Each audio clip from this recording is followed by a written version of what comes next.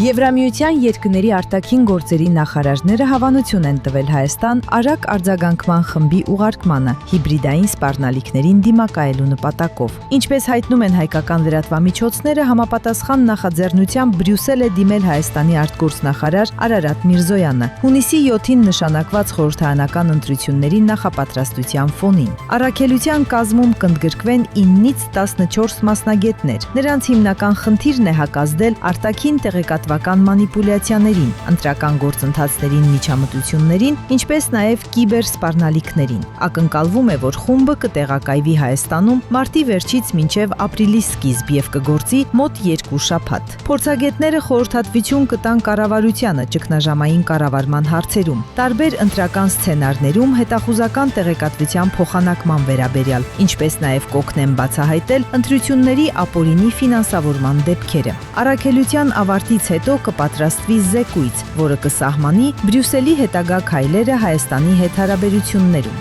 Միաժամանակ 2023 թվականին ստեղծված Եմեն գործող առաքելությունն արդեն գործում է Հայաստանի եւ Ադրբեջանի սահմանամերձ շրջաններում։ Ձևաչափի հնարավոր ընդլայնումը կարող է ազդել տարածաշրջանում ուժերի հավասարացմանը։